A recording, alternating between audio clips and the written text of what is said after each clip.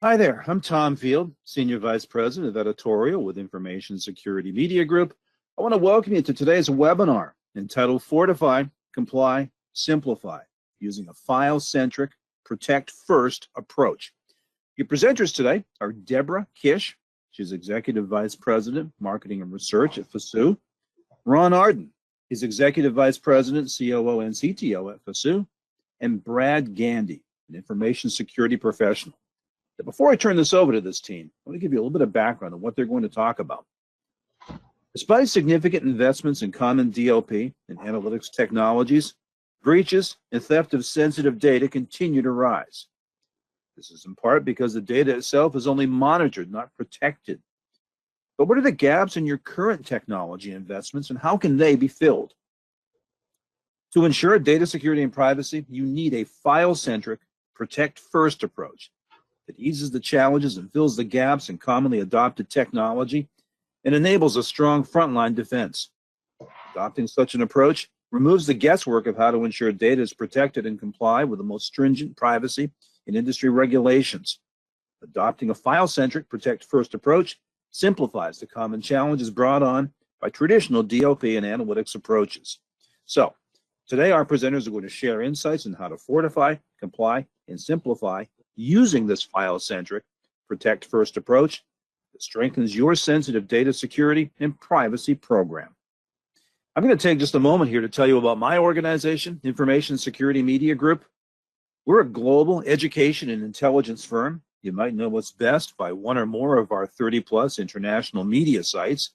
These include Bank Info Security for financial services, Gov Info Security for the public sector, and Healthcare Info Security for the medical community.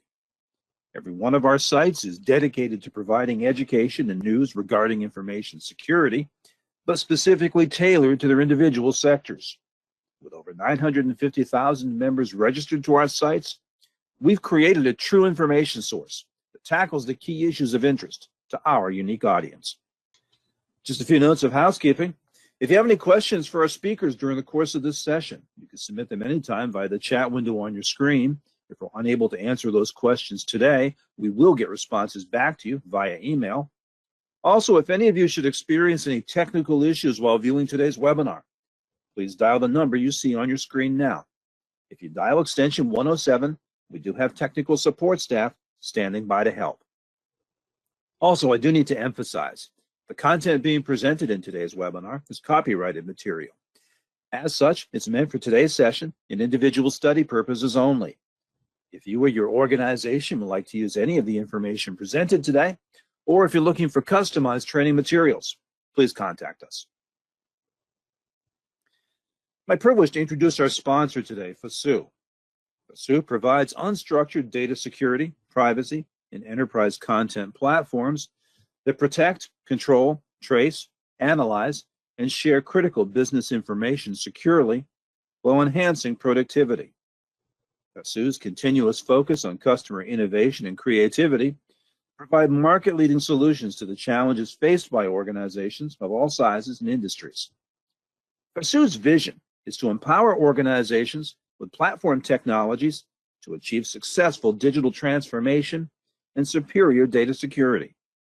To exceed its customers' expectations throughout the digital journey, Fasoo is dedicated to deliver exceptional value through its software and services all around the world.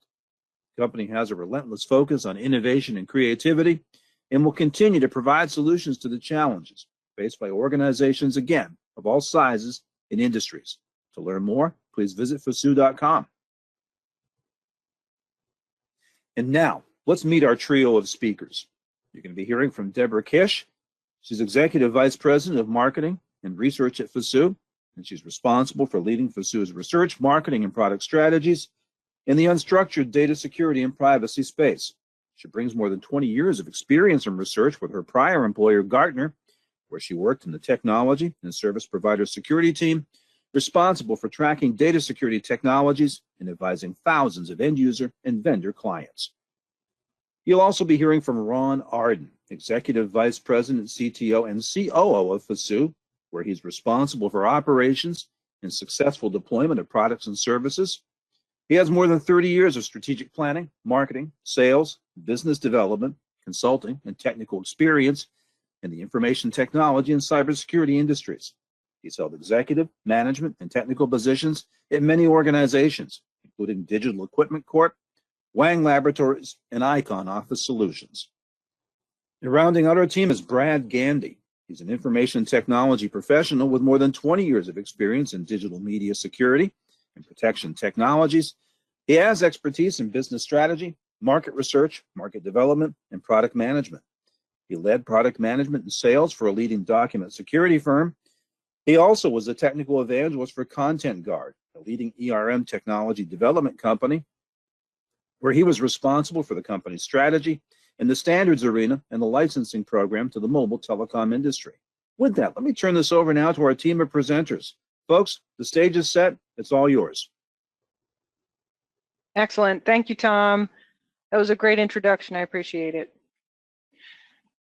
So Brad, Ron, and I are going to walk through closing gaps in sensitive file security and compliance. When thinking about sensitive data, particularly unstructured data, I want you to think about how easily it can get out of control. And here's how it starts. This is sort of the typical behavior of unstructured data.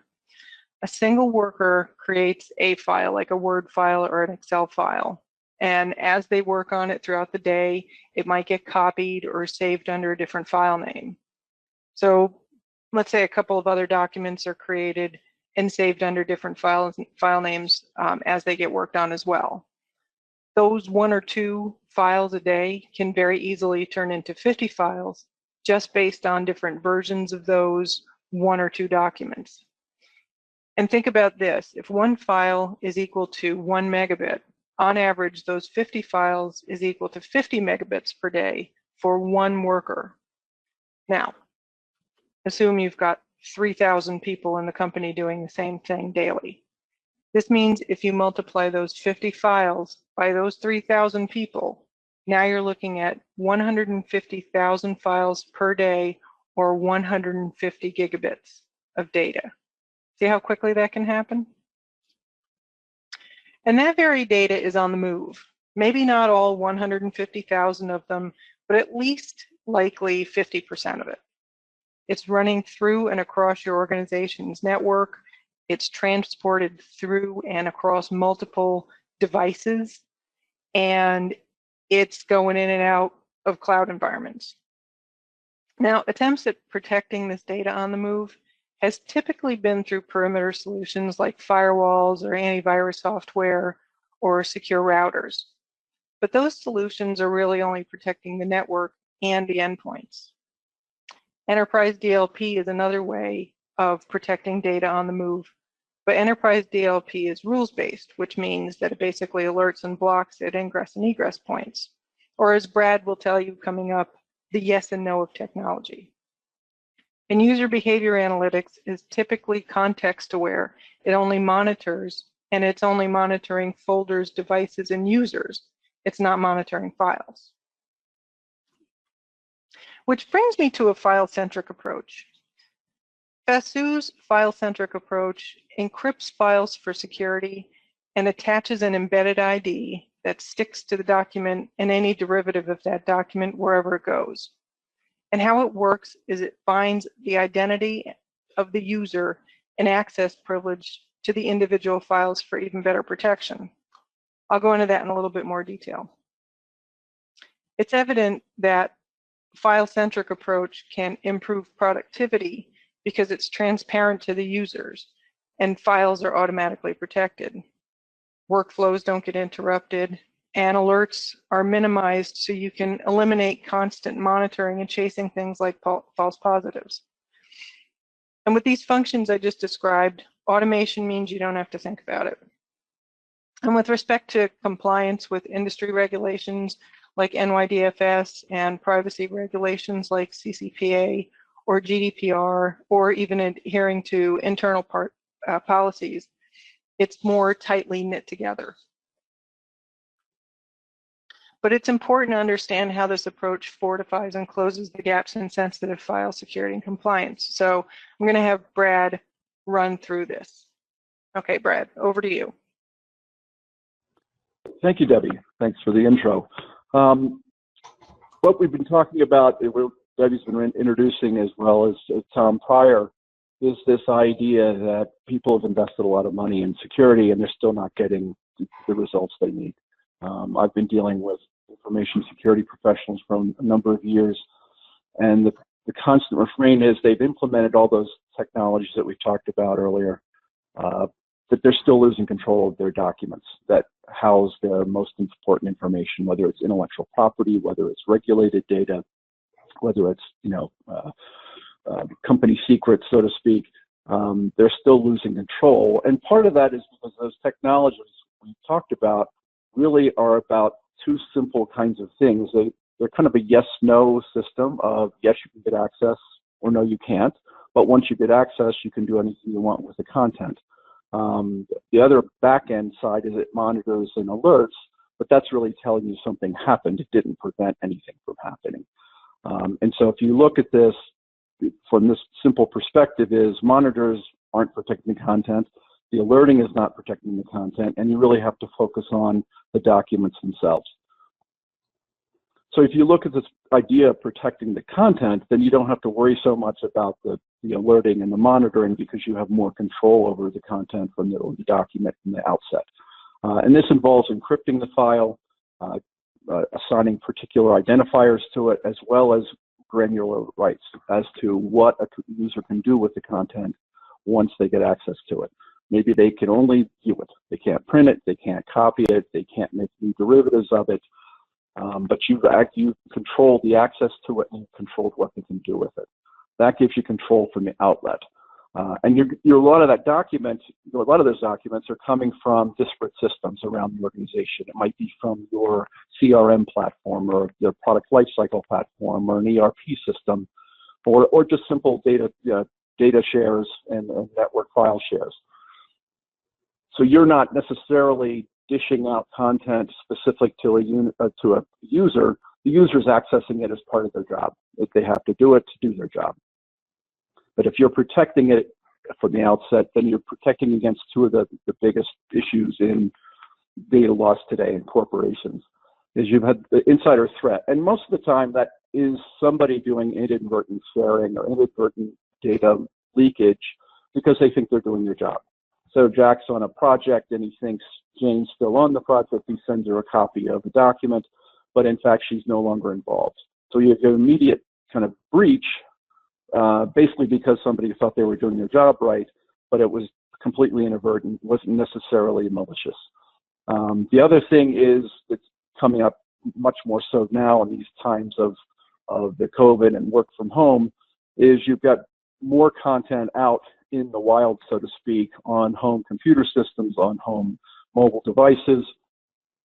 And there's a whole range of what those devices might be. Some are company issued, some are not.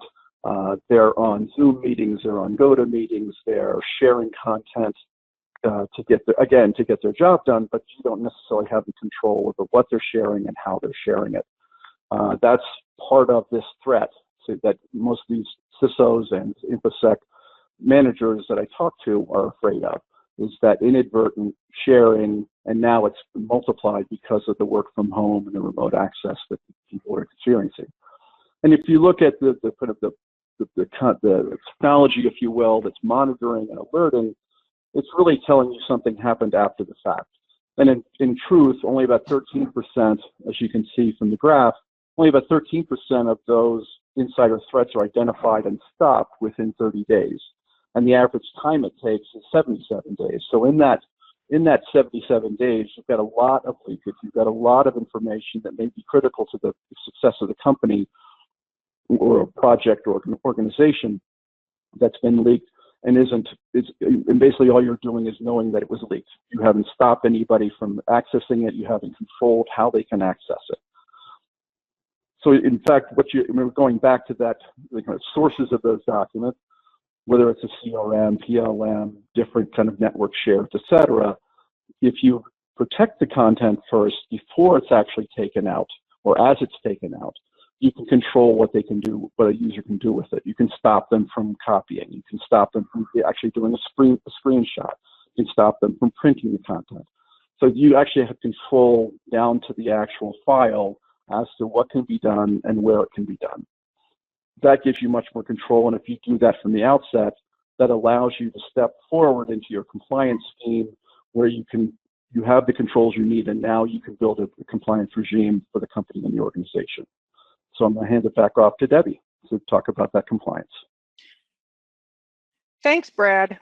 So now I'm going to run through what it means to be privacy aware and how a file-centric approach can help with compliance. Data governance for privacy has had its challenges with all the point solutions that we mentioned earlier. They're implemented across wide-ranging IT networks, cloud services, and endpoints that leave gaps that lead to inconsistent policy implementation, and that's a big problem in a lot of companies. And herein lies the problem.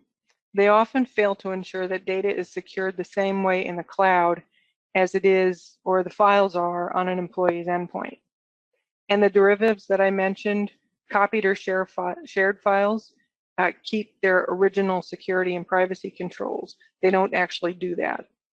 And when regulations change, the policy update for that mandate needs to be retroactively applied across the entire inventory, and a lot of these point solutions don't do that. They don't ensure these three key things.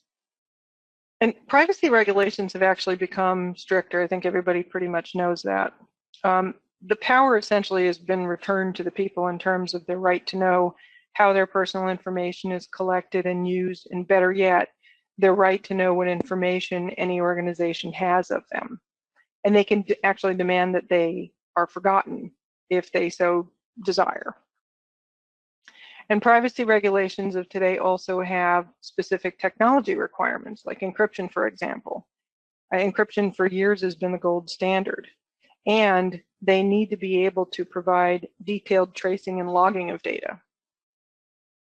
And data residency has caused a little bit of a confusion here. It has a few requirements or restrictions in terms of when data is moved, and I'll cite, for example, GDPR.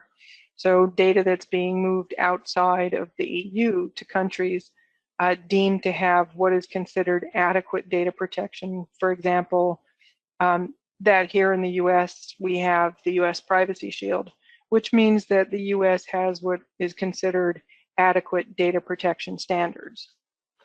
So how file-centric method helps with all of that, data subject requests, technology requirements, and data residency? You can speed up response times to data subject requests through discovery and classification.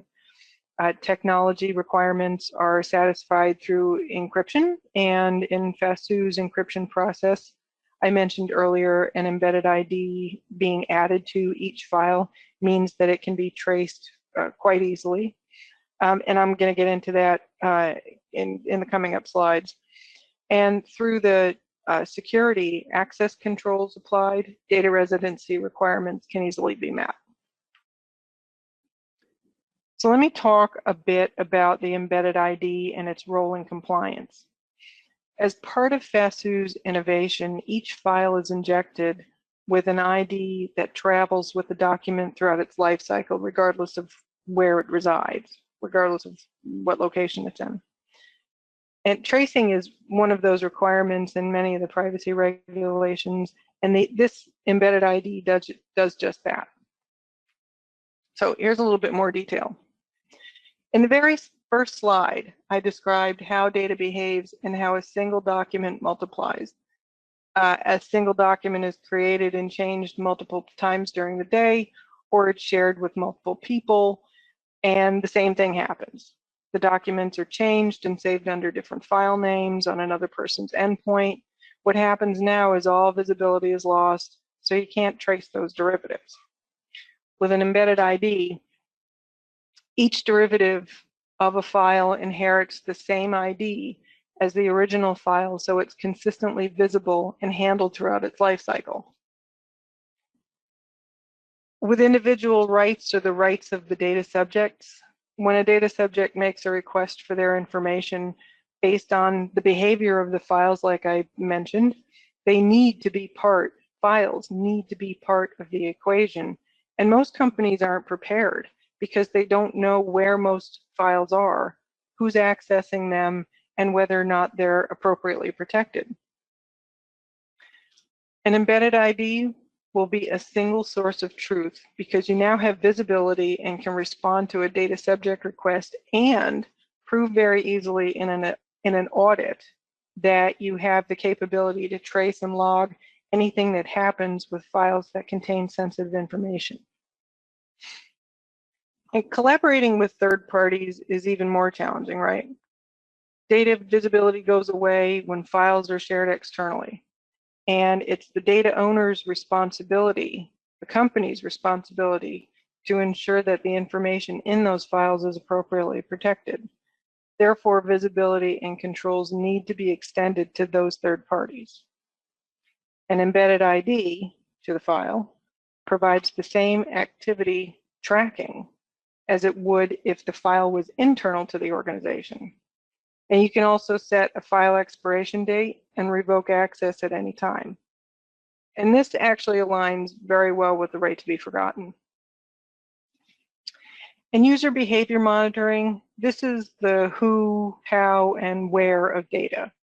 It's great for being the sort of watchdog of insider theft. So if someone downloads a bunch of sensitive information, it will set off a warning or alert, and it's more effective. User behavior monitoring is actually more effective when it's used with data visibility tools. So an embedded ID actually complements user behavior monitoring because it'll give a deeper level of granularity to the activity of the data. For example, making decisions around restricting copying of data to USB or other removable devices, which then takes us how this can be simplified on a common platform, which we'll have Ron take you through. So Ron, why don't you go ahead and take us through this next piece? Thank you, Debbie. As both Brad and Debbie had talked about, a lot of the traditional tools for data loss prevention and user behavior analytics rely on alerts to draw attention to some kind of a policy violation or misuse of sensitive information. In fact, most enterprises typically see more than 10,000 alerts a day. And if you look at some of the studies that have been done, you see that over 50% of organizations have more than 6 alerting tools that they have to deal with. And there's a good percentage that has even more than 20 tools. So what that lends itself to is a lot of noise. So if you look at some of the respondents to some recent studies, over 30% of the security professionals that are dealing with these alerts say that they simply ignore them because there's so many false positives. And over 40% of these people said that there's nothing that's actionable. So again, it just becomes a lot of noise. So these organizations are overwhelmed by alerts. The alerts aren't really telling them anything. And as we talked about earlier, they're not really protecting the data. So with Fasoo taking a protect first approach, we do not rely on these alerts. What we're doing is if a document has sensitive data in it, we're going to protect that or secure it immediately with encryption. We're going to assign access control to it, and then that remains with the file regardless. So at this point, I don't really have to be relying on alerts to tell me that something wrong. Once I've protected the information, it's protected until such time as I deem it's no longer sensitive. Another area that becomes very challenging is your governance of this data. So again, back to traditional DLP and user behavior analytics tools, typically what they're doing is they're tied to specific locations. So if you had something in the cloud, for example, you might use a CASB tool. If you're internal, you might have other types of tools. Debbie mentioned things like firewalls. I could have other DLP or IDM type of technologies that are going to be monitoring movement of information.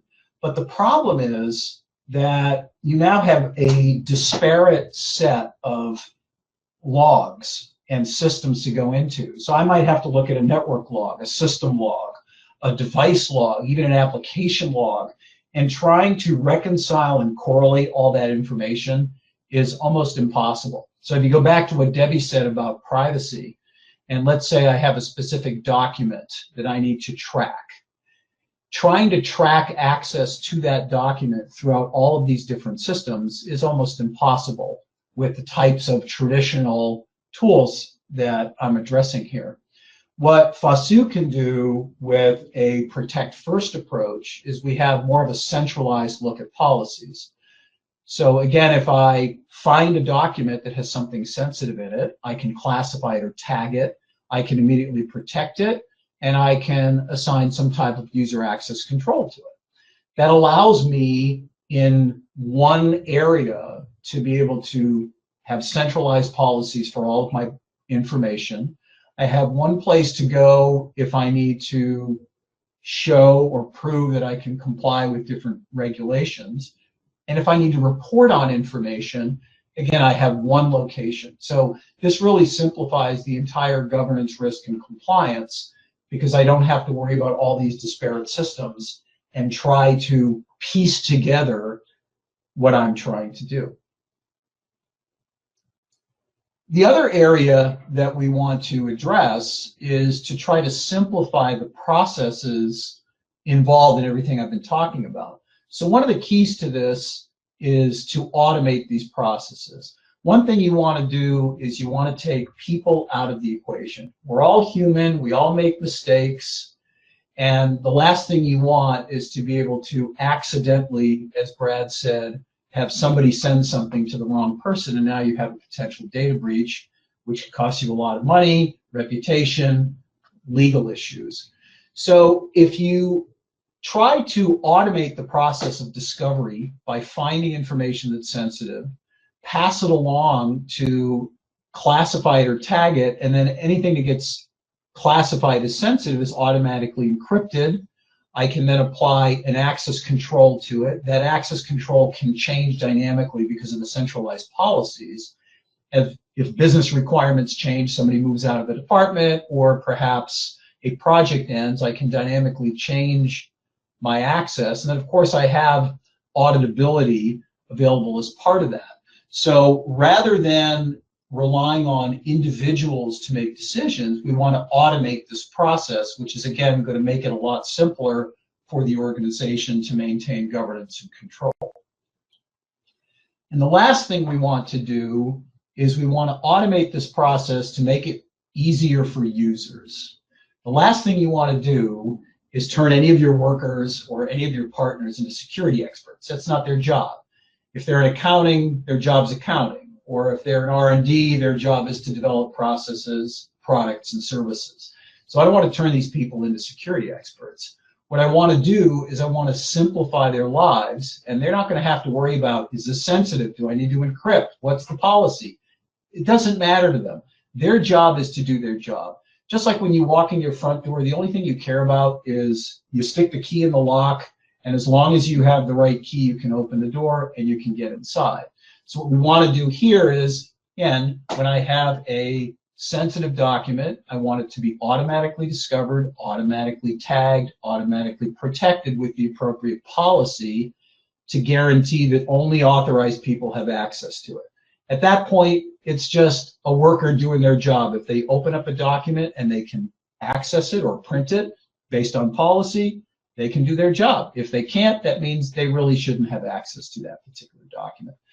So the last piece of the simplification is automate the processes to the point where users don't have to worry about security. They just get to do their jobs. So to recap here, you can make the best of your existing investments by fortifying them using a protect first file-centric approach. This approach is more privacy aware in that complying with internal data governance policies and strict regulatory requirements using a file-centric approach through encryption and an embedded ID. And this actually simplifies governance and risk compliance through a sequential process and centralized platform so that you can stop chasing the data and let workers be workers and not security experts. So with that, I want to thank Brad for joining us here, and I'll hand it right back to you, Tom. Thanks. Excellent, Debbie. Thank you so much. Really appreciate that. I'm grateful for you and Brad and Ron for the insight you shared today. And want to remind our attendees, if you have questions that you want to submit, you can do it. We can't get to them today in this session, but we will get responses back to you via email. And of course, I do want to thank each of you, our attendees, for taking time to attend this session today. I know that you took time out of your day for this, and I appreciate that you enjoyed some valuable discussion and got some new insight that will help you and your organization be even better prepared to tackle the issues we discussed here today. I do look forward to seeing you at one of our upcoming sessions. Until then, for Information Security Media Group, I'm Tom Field. Thank you so much for joining us today.